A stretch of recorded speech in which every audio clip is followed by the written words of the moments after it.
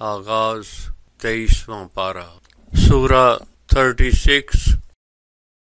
اور مجھے کیا ہو گیا ہے جو میں اس ذات کا عبد بن کر نہ رہوں جس نے میری فطرت تخلیق کی ہے، اور مجھے اسی کی طرف لوٹ کر بھی جانا ہے۔ کیا میں ایسے معبود کو چھوڑ کر کسی دوسرے کو مان لوں کہ اگر رحمان مجھے کوئی نقصان پہنچانا چاہے تو اس دوسرے کی شفاعت میرے کسی کام نہ آئے، اور نہ ہی وہ مجھے کسی سے چھڑا سکے؟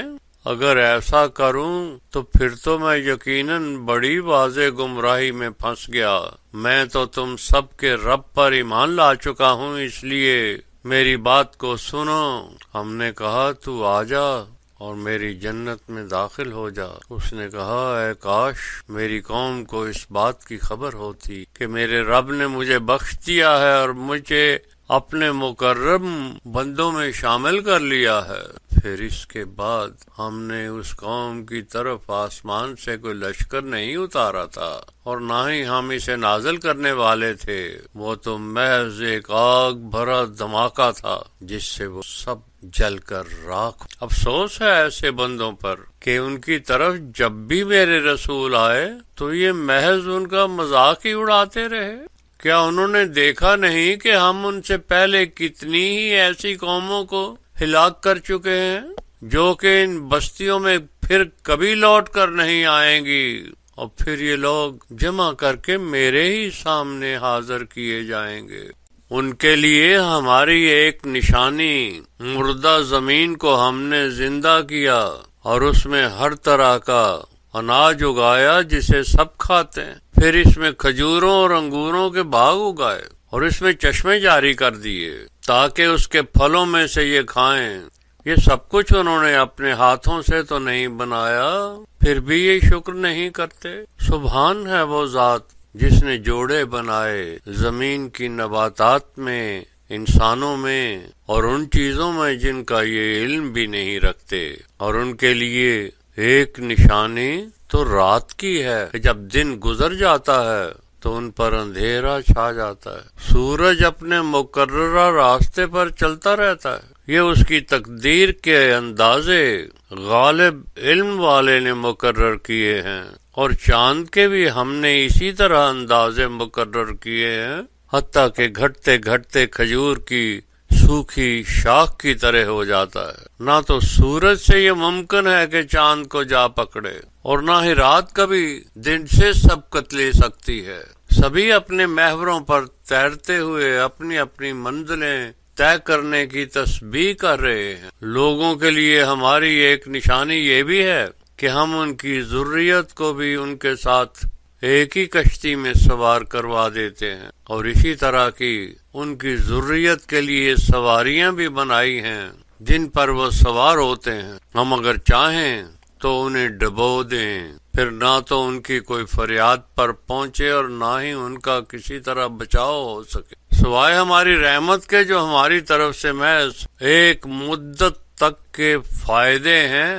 اور جب ان سے کہا جاتا ہے کہ تقوی کے ساتھ اس بات سے خبردار رہو جو تمہارے آگے ہونے والی ہے اور تمہارے پیچھے تمہارے اعمال کی صورت گزر چکی ہے، تاکہ تم پر رحم کیا جائے، مگر ان کے پاس ان کے رب کی نشانیوں میں سے جب بھی کوئی آیت آتی ہے تو اس سے منہ پھیر لیتے ہیں۔ اور جب ان سے کہا جاتا ہے کہ جو کچھ بھی اللہ نے تمہیں رزق دیا ہے اس میں سے اللہ کی راہ میں بھی خرچ کیا کرو، تو کافر لوگ ایمان والوں سے کہتے ہیں بھلا ہم ایسے لوگوں کو کھانا کھلائیں جن کو اگر اللہ چاہتا تو خود بھی کھلا سکتا تھا؟ تم تو صریح غلطی پر ہو۔ اب پوچھتے ہیں کہ اگر تم سچے ہو تو بتاؤ کہ وہ وعدہ کب پورا ہوگا؟ یہ لوگ تو ایک چنگاڑ کے منتظر ہیں جو انہیں اس وقت آ پکڑے گی جبکہ وہ آپس میں جھگڑ رہے ہوں گے۔ پھر نہ تو یہ کوئی وصیت کر سکیں گے اور نہ ہی واپس اپنے گھر والوں کے پاس لوٹ سکیں گے۔ اور پھر جب سور پھونکا جائے گا تو یہ قبروں سے نکل کر اپنے رب کی طرف دوڑ پڑیں گے اور پوچھیں گے کس نے ہمیں ہماری قبروں میں سے پھر اٹھا دیا؟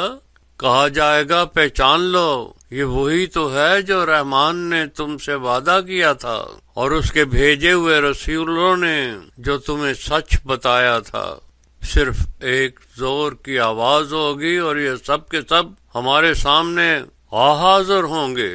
پھر اس دن کسی پر بھی کوئی ظلم نہیں ہوگا اور تمہیں صرف اس کام کا بدلہ ہی ملے گا جو تم کیا کرتے تھے. جنت میں بھیجے جانے والے اس دن لطف اٹھا رہے ہوں گے، وہ بھی اور ان کے جوڑے بھی. فرد دینے والے سایوں میں تکیے لگائے بیٹھے ہوں گے. وہاں ان کے لیے ہر طرح کے پھل میووں کے علاوہ جو چاہیں گے انہیں ملے گا. سلام ہو تم پر، یہ ان کے لیے ان کے رحیم رب کا پیغام ہوگا. اور گناہ کرنے والوں، تم آج ان سے الگ ہو جاؤ. اے بنی آدم، کیا ہم نے تجھ سے یہ عہد نہیں لیا تھا کہ شیطان کی عبدیت اختیار نہ کرنا؟ یہ تمہارا کھلا دشمن ہے، اور یہ بھی کہ صرف میرے ہی عبد بن کر رہو. یہی صراط مستقیم ہے. وہ شیطان جس نے تمہاری 9 میں سے اکثریت کو گمراہ کر دیا، تو کیا تم عقل سے کام نہیں لیتے تھے؟ تو پھر لو، یہ ہے وہ جہنم جس کا تم سے وعدہ کیا جاتا تھا. جو کفر تم نے کیا تھا اس کے بدلے میں اب اس میں داخل ہو جاؤ. آج کے دن ہم ان کے منہ پر مہر لگا کر بند کر دیں گے، اور ان کے ہاتھ اور پاؤں ہم سے کلام کریں گے، اور جو کرتوت وہ کیا کرتے تھے اس پر گواہی دیں گے. اور اگر ہم چاہیں تو ان کی بینائی چھین لیں، پھر اگر یہ بھاگنا چاہیں تو کوئی راستہ ہی نہ دیکھ سکیں. اور اگر ہم چاہیں تو اسی دن پر ہم ان کی حالت یوں بدل دیں کہ وہ نہ آگے جا سکیں اور نہ پیچھے جا سکیں. جس کسی کو بھی ہم لمبی عمر دیتے ہیں اسے پھر سے کمزوری کی طرف لوٹا دیتے ہیں. کیوں وہ سوچتے سمجھتے نہیں؟ ہم نے اس رسول کو شعر گوئی نہیں سکھائی، اور نہ ہی یہ شغل اس کے شایان شان ہے. اس رسول کا بیان تو محض اللہ کا ذکر اور نہایت واضح طور پر پڑھی اور سمجھی جا سکنے والی کتاب قرآن مبین ہے، تاکہ اس قرآن کے ذریعے وہ ان لوگوں کو جو ابھی زندہ ہیں اور ان کی توبہ کے دروازے کھلے ہیں، ان کو اعمال کے نتائج سے خبردار کرے، اور کافروں تک بھی اللہ کی حق بات پہنچا دے. کیا یہ دیکھتے نہیں کہ جن کو ہم نے اپنی صفات جمال و جلال کے دونوں ہاتھوں سے مویشی بنایا، یہ انہی کے مالک بنے بیٹھے ہیں، اور ہم نے ہی انہیں ان کے قبضے میں کر دیا ہے. اب کچھ پر تو وہ سوار ہوتے ہیں اور کچھ کو کھاتے ہیں. ان مویشیوں میں ان کے لیے اور بھی بہت سے فائدے ہیں، جیسے ان میں سے دودھ بھی پیتے ہیں. وہ کیوں پھر شکر نہیں کرتے اور اپنے لیے اللہ کے علاوہ دوسرے معبود بنا رکھے ہیں تاکہ ان سے مدد حاصل کریں؟ وہ بت تو ان کی کسی بھی مدد کے قابل نہیں، لیکن یہ ان کی فوج بن کر حاضر رہتے ہیں. میرے رسول، ان کی باتیں تجھے غمگین نہ کریں. میں اچھی طرح جانتا ہوں جو کچھ یہ چھپاتے ہیں اور جو کچھ یہ ظاہر کرتے ہیں. کیا انسان نے نہیں دیکھا کہ ہم نے اسے حقیر نطفے سے پیدا کیا، اور پھر یہ کیسا گستاخ جھگڑنے والا بن گیا، اور ہمارے برابر اوروں کو ہمارے برابر ٹھہرانے لگ گیا، لیکن خود اپنی تخلیق کو بھول گیا. وہ کہنے لگ گیا کہ جب ہماری ہڈیاں بوسیدہ ہو جائیں گی تو کون انہیں زندہ کرے گا؟ کہہ دو میرے رسول کہ وہی زندہ کرے گا جس نے انہیں پہلی مرتبہ پیدا کیا تھا، اور وہ اپنی پوری مخلوق کو اچھی طرح جانتا ہے. وہ ذات جس نے تمہارے لیے سبز درخت میں آگ پیدا کی جسے تم بطور مشعل جلاتے ہو، بھلا جس نے آسمانوں اور زمین کو پہلی مرتبہ پیدا کیا، وہ اس بات پر قدرت کیوں نہیں رکھتا کہ انہیں دوبارہ پیدا کر لے؟ ہاں، کیوں نہیں؟ وہ تو سب سے بڑا خلق کرنے والا، علم والا ہے. اس کا امر اس طرح ہوتا ہے کہ جب بھی وہ کسی شے کی تخلیق کا ارادہ کرتا ہے تو اپنے ارادے کے منصوبے سے کہہ دیتا ہے ہو جا، تو پھر وہ فوراً ویسا ہی ہو جاتا ہے. بس وہ ذات پاک اور سبحان ہے، اس کے قبضے میں تو ہر ایک شے کی ملکیت ہے، اور اسی کی طرف تم سب لوٹا دیے جاؤ گے. بگننگ 37 سورہ الصافات. پناہ لیتا ہوں میں اللہ کے ساتھ ہو کر شیطان الرجیم سے، ساتھ اللہ نام والے کے جو الرحمن الرحیم ہے. قسم ہے صفیں باندھ کر حق کے لیے ڈٹ جانے والوں کی، اور ان کو بلند آواز میں حکم دینے والوں کی، اور قرآن کی تلاوت سے اللہ کے احکام سنانے والوں کی، کہ تمہارا معبود فقط ایک اللہ ہے جو رب ہے آسمانوں اور زمین کا اور جو کچھ ان میں ہے، اور وہی سورج طلوع ہونے کے تمام مقامات کا بھی رب ہے۔ ہم نے اس زمین کے آسمان کو ستاروں سے سجایا ہے، اور ہر ایک شیطان مردود سے اس کی حفاظت کر رکھی ہے۔ وہ شیطان ان کے اعلیٰ مقامات کے علوم کو حاصل نہیں کر سکتے، ان پر ہر طرف سے مسلسل پتھراؤ شروع ہو جاتا ہے، ان کو وہاں سے نکالنے کے لیے مسلسل عذاب کیا جاتا ہے۔ اگر کوئی اللہ کی قوتوں ملائکہ کے رازوں کو چرانے کی کوشش کرتا ہے تو جلتے ہوئے آسمانی پتھر شہاب ثاقب ان کا پیچھا کرتے ہیں۔ پوچھو ان سے کہ کیا ان کا بنانا مشکل ہے یا باقی جو کچھ ہم نے خلق کیا اس کا بنانا؟ ان کو ہم نے آپس میں خوب گندے ہوئے مٹی کے اجزاء سے بنایا ہے، بلکہ تو اے رسول تعجب کرتا ہے جب یہ مذاق اڑاتے ہیں۔ ان کو تو جب بھی نصیحت کی جاتی ہے اسے قبول نہیں کرتے، اور اگر کوئی نشانی دیکھ بھی لے تو اسے مذاق میں اڑا دیتے ہیں اور کہہ دیتے ہیں کہ یہ تو محض ایک جادو ہے جی۔ کیا جب ہم مر کر مٹی اور ہڈیاں باقی رہ جائیں گے تو ہم پھر سے زندہ اٹھا لیے جائیں گے؟ اور کیا ہمارے باپ دادا پہلے کے مرے ہوئے تمام لوگ بھی؟ کہہ دیں میرے رسول کے ہاں، اور تم سب ذلیل ہو جاؤ گے۔ وہ ایک زوردار آواز ہوگی اور یہ ہر طرف دیکھنے لگ جائیں گے، وہ کہیں گے ہائے شامت، یہ تو یوم الدین آ پہنچا ہے۔ ہاں، یہی وہ فیصلے کا دن ہے جس کو تم جھٹلایا کرتے تھے۔ اس دن حکم ہوگا کہ جمع کرو ان سب کو جو ظلم کیا کرتے تھے، اور ان کے ازواج کو بھی اور انہیں بھی جن کو یہ اللہ کے سوا پوجا کرتے تھے، اور ان سب کو جہنم کا راستہ دکھا دو۔ مگر ذرا ٹھہرو، ان سے ابھی کچھ پوچھنا ہے۔ تمہیں کیا ہو گیا ہے؟ تم ایک دوسرے کی اب مدد کیوں نہیں کرتے؟ بلکہ آج تو وہ بڑے فرما بردار بنے ہوئے ہیں۔ بعض ایک دوسرے کے کی طرف منہ کر کے سوال کریں گے کہ تم ہی دائیں اور بائیں سے ہمیں ورگلاتے تھے۔ وہ کہیں گے تم خود ہی ایمان لانے والے نہ تھے، اور تم پر ہمارا کوئی زور بھی نہیں تھا، بلکہ تم خود ہی سرکش لوگ تھے۔ سو ہمارے بارے میں ہمارے رب کا قول پورا ہو گیا جس کا ہم اب مزہ چکھیں گے۔ ہم نے تم کو بھی حق کی راہ سے گمراہ کیا، اور خود تو ہم گمراہ تھے ہی۔ پھر اس دن وہ عذاب میں ایک دوسرے کے شریک ہوں گے۔ ہم گناہ گاروں سے ایسا ہی کیا کرتے ہیں۔ ان کا حال یہ تھا کہ جب ان سے کہا جاتا اللہ کے سوا کوئی عبودیت کرنے کے لائق نہیں تو غرور سے انکار کر دیتے، اور کہتے تھے بھلا ایک شاعر دیوانے کی وجہ سے ہم اپنے معبود چھوڑ دیں گے؟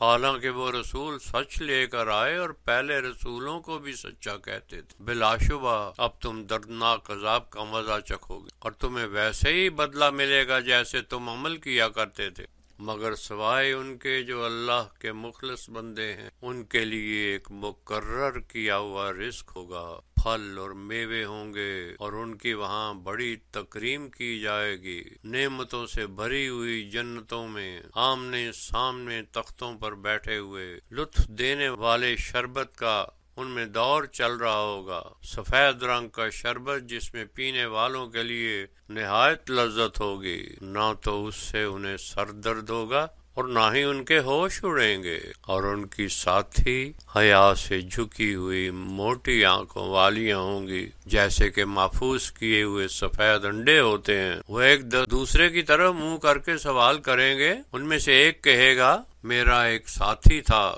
جو مجھ سے پوچھا کرتا کہ بھلا کیا تم بھی ایسی ہی باتوں کو مانتے ہو کہ جب ہم مر جائیں گے اور مٹی اور ہڈیاں رہ جائیں گے تو پھر بھی ہم کو ہمارے اعمال کا بدلہ ملے گا؟ دوسرا جواب دے گا کیا تم اسے جھانک کر اب دیکھنا چاہتے ہو؟ اور جب وہ جھانکے گا تو اسے دوزخ کے درمیان پائے گا۔ وہ اس سے کہے گا کہ قسم اللہ کی تو مجھے بھی گمراہ کر چکا ہوتا، اگر مجھ پر میرے رب کا کرم نہ ہوتا تو میں بھی اسی عذاب میں پڑا ہوتا۔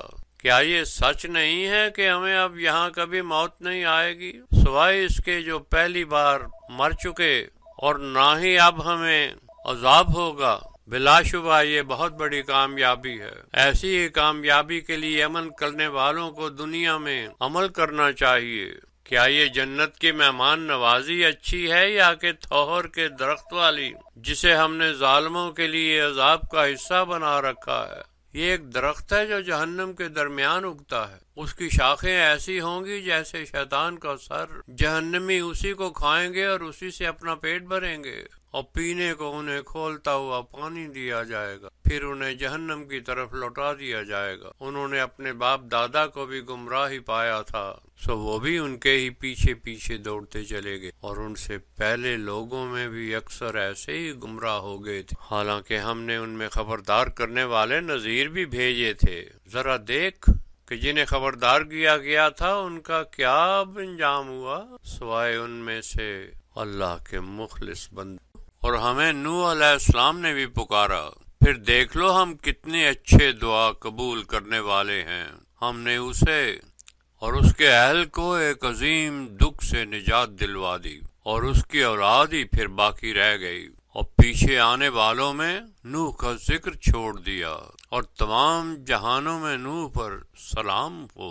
ہم اسی طرح نیک عمل کرنے والے صالحین کو جزا دیا کرتے ہیں۔ وہ یقیناً ہمارے مومن بندوں میں سے تھے، پھر ہم نے دوسروں کو غرق کر دیا، اور اسی کے شیعوں یعنی پیروکاروں میں سے ابراہیم بھی تھا، جب وہ اپنا قلب سلیم لے کر اپنے رب کے حضور پیش ہوا تو اس نے اپنے باپ اور قوم سے کہا کہ یہ کیا ہے جن کو تم پوجتے رہتے ہو؟ کیا جھوٹ موٹ کے ان خداؤں کو تم اللہ کی طرح مانتے ہو؟ تو پھر اس رب العالمین کے بارے میں تمہارا کیا گمان ہے؟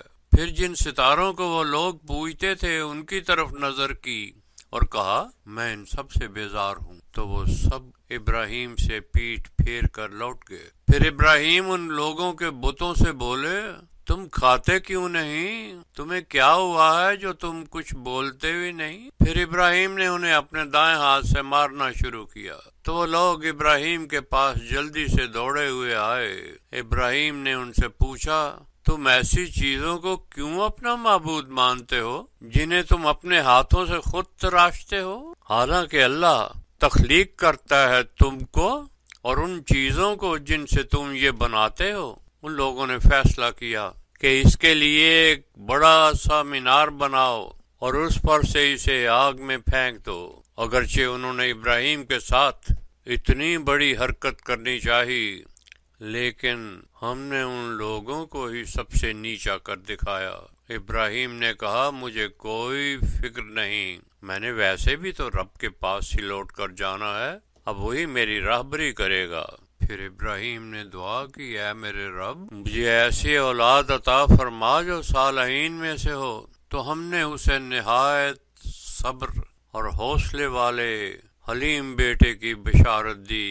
پھر وہ بیٹا جب باپ کے ساتھ دوڑنے پھرنے کی عمر کو پہنچا تو ابراہیم نے کہا اے میرے بیٹے میں نے خواب میں دیکھا ہے کہ میں تجھے ذبح کر رہا ہوں، مجھے سوچ کر بتا کہ تیرا کیا خیال ہے؟ اس نے کہا میرے ابا جان جو آپ کو حکم ہوا ہے وہ کر گزرے ہیں، انشاءاللہ آپ مجھے صبر کرنے والوں میں سے پائیں گے۔ جب اللہ کا حکم تسلیم کر لیا گیا اور ابراہیم نے بیٹے کو منہ کے بل لٹا دیا تو ہم نے پکارا کہ اے ابراہیم جا، تو نے واقعی خواب کو سچا کر دکھایا ہے، ہم اپنے نیک بندوں کو اسی طرح جزا دیا کرتے ہیں۔ اس میں کوئی شک نہیں کہ یہ ایک بہت ہی بڑی آزمائش تھی، تو ہم نے آنے والی ایک عظیم قربانی کو اس کا فدیہ بنا دی اور اس تذکرے کو بعد میں آنے والوں کے لیے چھوڑ دیا۔ سلام ہو ابراہیم۔ ہم اسی طرح نیکی کرنے والوں کو بدلہ دیا کرتے ہیں، وہ بلا شبہ ہمارے مومن بندوں میں سے تھا۔ پھر ہم نے اسے ایک بیٹے اسحاق کی بشارت دی جو کہ میرے صالحین میں سے ایک نبی تھا، اور ہم نے ابراہیم اور اسحاق پر اپنی برکتیں نازل فرمائیں اور ان دونوں کی اولادوں پر بھی جو واضح نیکیاں کرنے والے تھے، اور ان میں کچھ اپنے نفسوں پر سری زیادتی کرنے والے بھی تھے، اور ہم نے موسیٰ اور ہارون پر بھی احسانات کیے۔ ہم نے ان دونوں کو اور ان کی قوم کو ایک عظیم دکھ سے نجات بخشی اور ان کی ایسے مدد کی کہ وہ غالب ہو گئے اور انہیں نہایت آسان بیان کرنے والی کتاب دی اور اس طرح انہیں صراط مستقیم پر ہدایت فرما دی اور پیچھے آنے والوں کے لیے ان کا ذکر چھوڑ دیا۔ سلام ہو موسیٰ اور ہارون پر، بے شک ہم اپنے نیک بندوں کو اسی طرح جزا دیا کرتے ہیں۔ یہ دونوں ہمارے مومن بندوں میں سے تھے اور یقیناً الیاس بھی ہمارے رسولوں میں سے تھا۔ جب اس نے اپنی قوم سے کہا تم کیوں تقوی اختیار نہیں کرتے؟ کیا تم بول کو تو پکارتے ہو اور بہترین خالق کو بھول جاتے ہو؟ حالانکہ اللہ تمہارا بھی اور تمہارے پہلے باپ دادا کا بھی رب ہے، مگر پھر بھی انہوں نے اسے جھٹلا دیا، سو وہ بھی دوزخ میں حاضر کیے جائیں گے سوائے اللہ کے مخلص بند، اور ان کا ذکر بھی پچھلے لوگوں میں باقی چھوڑ دیا۔ سلام ہو الیاسین پر، بے شک ہم اسی طرح اپنے نیک بندوں کو اجر دیا کرتے ہیں، بے شک وہ میرے مومن بندوں میں سے تھا، اور یقیناً لوط بھی میرے رسولوں میں سے تھا، ہم نے اسے بمائے سب اہل و عیال کے عذاب سے نجات دے دی سوائے ایک بیوی کے جو پیچھے رہ جانے والی تھی، پھر ہم نے باقی سب کو ہلاک کر دیا، اور تم دن کے وقت بھی ان کی بستیوں کے پاس سے گزرتے ہو اور رات کو بھی، پھر کیوں تم عقل سے کام نہیں لیتے؟ اور یقیناً یونس بھی ہمارے رسولوں میں سے تھے، جب اپنی قوم کو چھوڑ کر وہ بھری ہوئی کشتی میں پہنچے تو پھر جب کرا نکالا گیا تو نقصان اٹھانے والا اسی کا نام نکلا، پس پانی میں مچھلی نے اس کو نگل لیا اور وہ اپنے حال پر ملامت کرنے لگا، اگر وہ اللہ کی پاکیزگی بیان کرنے والا نہ ہوتا تو 62 کے دن تک وہیں پڑا رہتا۔ پھر جب وہ بیمار تھا تو ہم نے اسے مچھلی کے پیٹ سے میدان میں پھینکوا دیا اور سائے کے لیے اس پر کچھ بیلوں کے پودے اگا دیے، اور 1,00,000 سے بھی زیادہ لوگوں کی طرف اسے رسول بنا کر بھیجا۔ وہ سب لوگ ایمان لے آئے تو انہیں ایک وقت مقررہ تک مال و متاع دیا۔ ان مشرکوں سے پوچھو کہ ان کے رب کے لیے تو بیٹیاں اور ان کے لیے بیٹے کیوں ہوں؟ جب اللہ نے ملائکہ کو عورتیں پیدا کیا تھا تو کیا یہ دیکھ رہے تھے؟ جان رکھو کہ یہ اپنا بنایا ہوا جھوٹ بول رہے ہیں کہ اللہ کی اولاد بھی ہو سکتی ہے، وہ جھوٹے ہیں یقیناً۔ کیا اللہ نے اپنے لیے بیٹوں کے بجائے بیٹیوں کو پسند کیا؟ تم کیسے لوگ ہو اور کیسے فیصلے کرتے ہو؟ بھلا تم غور و فکر سے نصیحت حاصل کیوں نہیں کرتے؟ کیا تمہارے پاس کوئی ٹھوس ثبوت ہے؟ اگر تم سچے ہو تو دلیل میں اپنی کوئی کتاب پیش کرو۔ اور انہوں نے اللہ اور جنوں کے درمیان کوئی رشتہ بھی جوڑ رکھا ہے، حالانکہ سب جنات جانتے ہیں کہ وہ اللہ کے سامنے حاضر کیے جائیں گے۔ جو کچھ اللہ کے متعلق بیان کرتے ہیں اللہ اس سے پاک ہے، سوائے اللہ کے مخلص بندوں کے تم لوگ اور جنہیں تم معبود مانتے ہو وہ کسی کو اللہ کے خلاف بہکا نہیں سکتے، سوائے اس کے جو جہنم میں ڈالا جانے والا ہے۔ اور ہم میں سے کوئی فرشتہ ایسا نہیں جسے اپنا مقام معلوم نہ ہو، اور ہم فرشتے تو اللہ کی حضوری میں صف باندھے رہتے ہیں اور اللہ کے دیے ہوئے کام کی منزلیں طے کرنے میں لگے رہتے ہیں۔ اور یہ لوگ کہا کرتے تھے کہ اگر ہمارے پاس اگلے لوگوں جیسی اللہ کے ذکر کی کتاب ہوتی تو ہم بھی اللہ کے مخلص عبد بن جاتے، اور اب اسی کا انکار کر رہے ہیں، انہیں جلد نتیجہ معلوم ہو جائے گا۔ پیغام پہنچانے والے ہمارے بندوں سے ہمارا عہد پورا ہو چکا کہ صرف وہی فتح یاب ہوں گے اور صرف ہمارا لشکر ہی ہمیشہ غالب رہے گا۔ تو میرے رسول ایک وقت تک ان کو چھوڑے رکھو اور تم انہیں دیکھتے جاؤ، ان قریب انہیں اپنے انجام کا پتہ چل جائے گا۔ کیا یہ ہمارے عذاب کے بارے میں جلدی کر رہے ہیں؟ پھر جب وہ نازل ہوگا تو وہ دن ان کے لیے بہت ہی برا ہوگا جنہیں اس دن سے خبردار کیا جاتا تھا۔ تو ایک وقت تک کے لیے ان سے اعراض کیے رہو اور دیکھتے جاؤ، یہ بھی ان قریب دیکھ لیں گے۔ میرے رسول پاک ہے تیرا رب جو صاحب عزت ہے، اس سے جو اس کے بارے میں بیان کرتے رہتے ہیں، اور سلام ہو تمام رسولوں پر، اور ہر طرح کی تعریف اسی رب کے لیے ہے جو تمام عالمین کا رب ہے۔ آغاز 38 سورہ صاد۔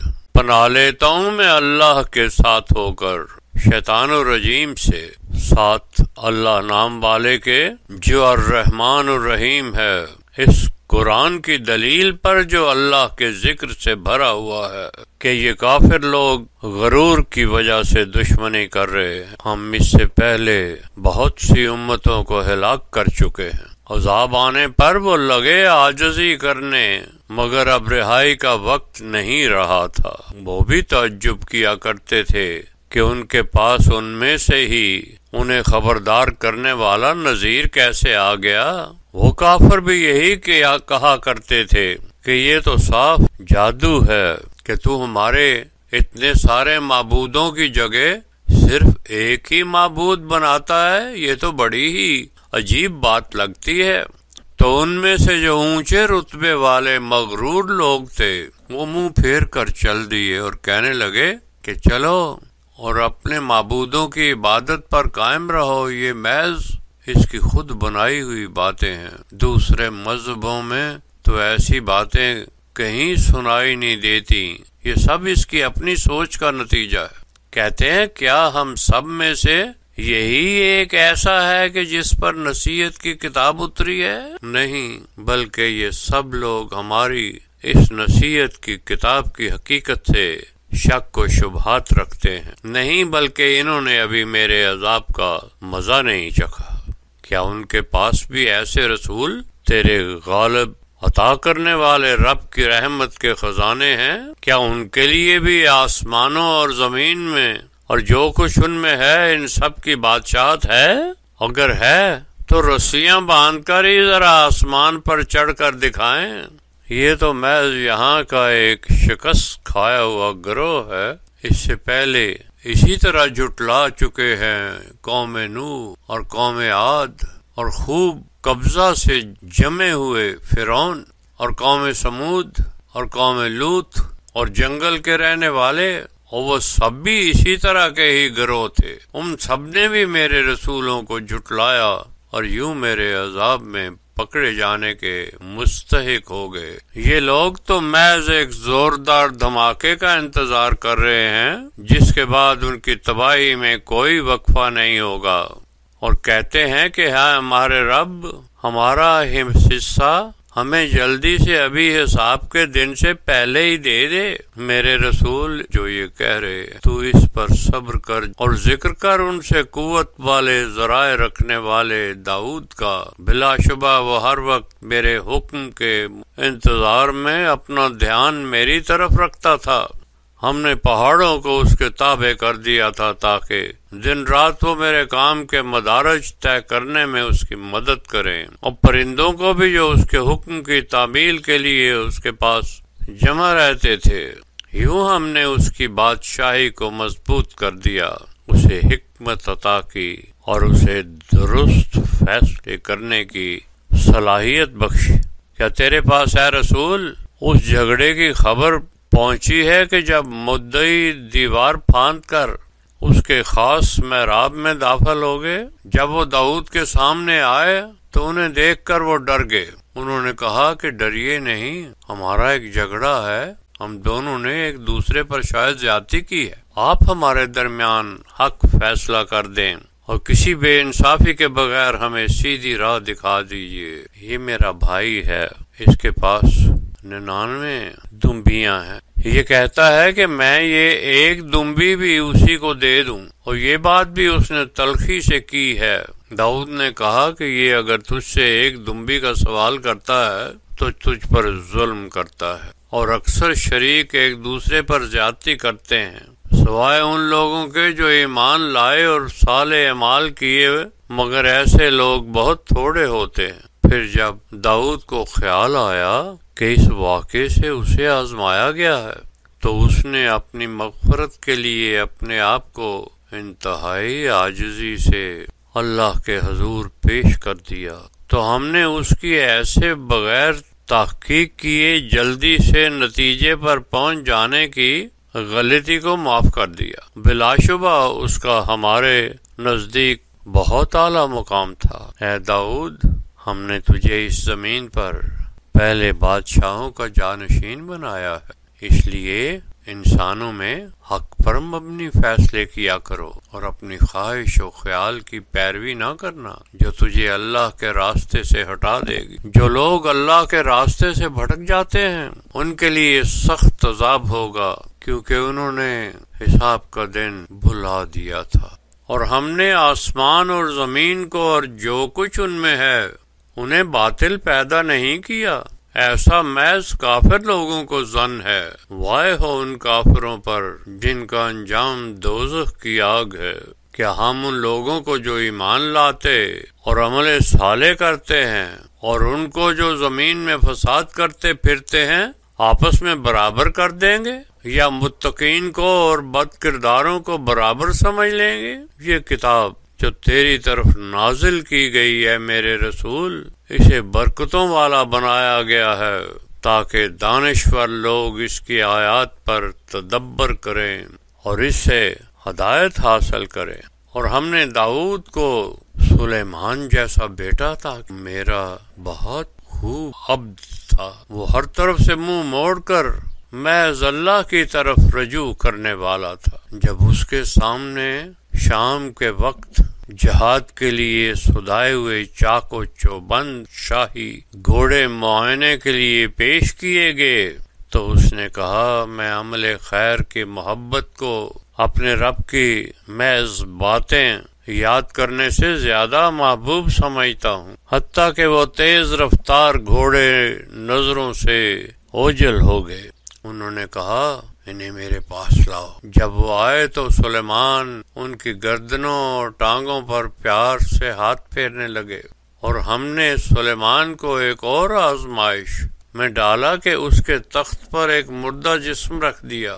اس وقت اس نے ہماری طرف رجوع کیا اور کہا، اے میرے رب، میری مغفرت فرما اور مجھے اس مملکت کو ایسے اچھے انداز میں چلانے کے قابل بنا کہ میرے بعد کوئی اور نہ چلا سکے۔ بلا شبہ تو سب سے بڑا عطا کرنے والا ہے۔ پھر جب ہم نے اس کے لیے ہواؤں کو اس کا مطیع کر دیا جو اس کے حکم کے مطابق اس کے سفر کی مسافت کو آسان کر دیتی تھی، اور جنوں میں سے بھی مطیع کر دیے جو اس کے لیے عمارتیں بناتے اور غوطہ مار کر پانی میں سے ضروری چیزیں لے آتے، اور کچھ اور جو کہ بھاگ جانے سے روکنے کے لیے زنجیروں میں بندھے ہوئے کام کرتے تھے۔ ہم نے کہا، یہ ہماری طرف سے عطا ہے، اب تو اسے جیسے چاہے خرچ کر، تو سے کوئی حساب نہیں لیا جائے گا۔ وہ ہمارے نہایت قریب تھا اور نہایت ہی قابل اعتبار درجہ رکھتا تھا۔ اور میرے رسول، ہمارے عبد ایوب کا بھی یہاں ذکر کر دے۔ جب اس نے اپنے رب کو پکارا کہ شیطان نے مجھے بہت پریشانی اور تکلیف دے رکھی ہے، ہم نے کہا کہ زمین پر پاؤں مار کر دیکھو، ایک ٹھنڈا چشمہ تیرے غسل کرنے اور پانی پینے کے لیے پھوٹ نکلے گا۔ پھر ہم نے اسے اس کے اہل و عیال اور ان کے ساتھ اسی کی طرح اپنی طرف سے اور بھی رحمت عطا کی، جو کہ عقل و دانش والے لوگوں کا تذکرہ بن گئی۔ اور اپنے ہاتھ میں ایک مٹھی بھر گھاس جھاڑیاں لے کر جسم پر جھاڑو، اور اپنے آپ کو کوئی تکلیف دینے والی حرکت نہ کرنا۔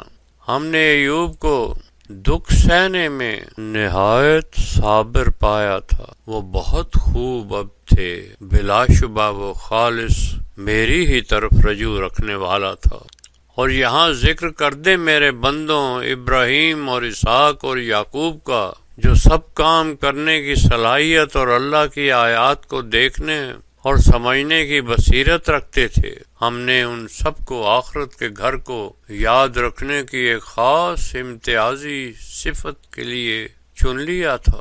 ہمارے نزدیک وہ ہمیشہ کار خیر کرنے والے ہمارے انتخاب کیے ہوئے بندے تھے، میرے رسول یہاں ذکر کر دو اسماعیل اور الیسع اور ذوالکفل کا، وہ سب کے سب ہمیشہ خیر کا قائم کرنے والے بندے تھے۔ یہ قرآن نصیحت بھرا ذکر ہے اور متقین کے لیے بہترین ٹھکانہ تیار کیا ہوا ہے، جو کہ ہمیشہ رہنے والی جنتیں ہیں جن کے دروازے ان کے لیے کھلے ہوئے ہیں۔ وہاں تکیے لگائے بیٹھے ہوں گے اور حسب خواہش کھانے پینے کی چیزیں طلب کر رہے ہوں گے، اور ان کے ساتھی باحیا ہم خیال اور ہم مزاج ہوں گے۔ یہ چیزیں ہیں جن کا تم سے اس یوم حساب کے لیے وعدہ کیا گیا تھا۔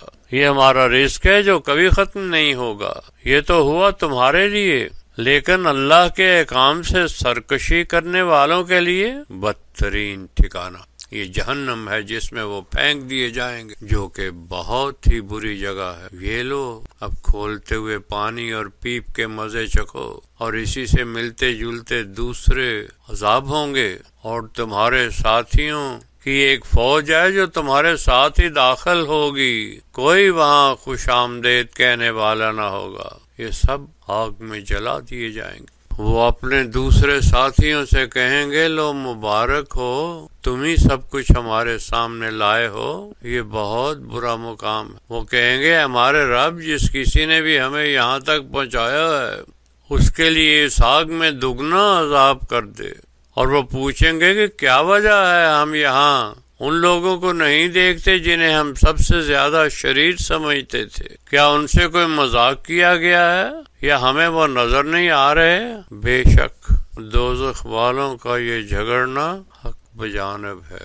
کہہ دیں ان سے میرے رسول کہ میں تو محض اعمال کے نتائج سے خبردار کرنے والا ایک نذیر ہوں، اور یہ کہ سوائے ایک واحد ہر شے پر قبضہ رکھنے والے جبار کے کوئی اس لائق نہیں کہ اس کا عبد بن کر رہا جائے۔ وہی آسمانوں، زمین اور جو کچھ بھی ان میں ہے ان سب کا رب ہے، غالب اور بخشنے والا ہے۔ کہہ دے میرے رسول کہ یہ ایک بڑی عظیم خبر ہے جس کی طرف تم دھیان بھی نہیں کرتے۔ مجھے کوئی علم نہیں ہے کہ خود اللہ کے معاملات کا کیسے فیصلہ ہوتا ہے جن میں تم ہو کے جھگڑتے رہتے ہو۔ میری طرف تو یہ وہی ہوتی ہے جس سے میں ایک کھلا نذیر ہوں۔ میرے رسول، جب میں نے ملائکہ سے کہا کہ میں مٹی کے اجزاء سے ایک بشر تخلیق کرنے لگا ہوں، اور جب میں اسے مکمل کر لوں اور اس میں اپنے امر سے زندگی جاری کر دوں تو تم اس کے حکم کی اطاعت کا اسے سجدہ کرنا۔ تب تمام کے تمام ملائکہ نے مل کر سجدہ کیا سوائے ابلیس کے، اس نے تکبر کیا اور کافروں میں سے ہو گیا۔ اللہ نے کہا، اے ابلیس، تجھے کس بات نے منع کیا کہ تو اسے سجدہ نہ کرے جسے میں نے اپنے جمال اور جلال کی صفات کے دونوں ہاتھوں سے تخلیق کیا ہو؟ کیا تو نے تکبر کیا یا تو اتنے عالی مرتبہ والوں میں سے تھا؟ اس نے جواب دیا، میں اس سے بہتر ہوں، میری تخلیق آگ سے ہوئی ہے اور اس کی مٹی سے۔ اللہ نے کہا، نکل جا یہاں سے، تو ہی مردود ہے، اور تجھ پر یوم الدین تک میری لعنت ہوتی رہے گی۔ اس نے کہا، میرے رب، مجھے اس دن تک کی مہلت دے جب تو لوگوں کو دوبارہ زندہ کرے گا۔ اللہ نے کہا، جا، تجھے مہلت دی اس دن تک کے لیے جس کا وقت معلوم ہے۔ اس نے کہا، تیری عزت کی قسم، میں ان سب کو گمراہ کر دوں سوائے ان میں سے تیرے مخلصین بندوں۔ اللہ نے کہا، یہ سچ صحیح، مگر میں اس سے بھی بڑا سچ کہتا ہوں کہ جو تیری پیروی کریں گے ان سے اور تجھ سے میں جہنم بھر دوں گا۔ میرے رسول، ان سے کہہ دیں کہ میں تم سے اس قرآن لانے کا کوئی اجر بھی تو نہیں مانگتا، اور نہ ہی میں کوئی اس بات کو کسی تکلف سے کہنے والوں میں سے ہوں۔ یہ قرآن تو انسانوں کے لیے تمام عالمین کا ذکر ہے، اور تم سب کو قرآن کا حقیقی مرتبہ کچھ عرصہ بعد معلوم ہو جائے گا۔ آغاز 39 سورہ الزمر۔ پناہ لیتا ہوں میں اللہ کے ساتھ ہو کر شیطان الرجیم سے، ساتھ اللہ نام والے کے جو الرحمن الرحیم ہے۔ اس کتاب قرآن کا اتارا جانا اللہ غالب حکمت والے کی طرف سے ہے۔ میرے رسول، ہم نے یہ کتاب تجھ پر حق کے ساتھ اتاری ہے، پس تو اس کی ہدایت کے مطابق دین پر خالص ہو کر اللہ کا عبد بنا رہے۔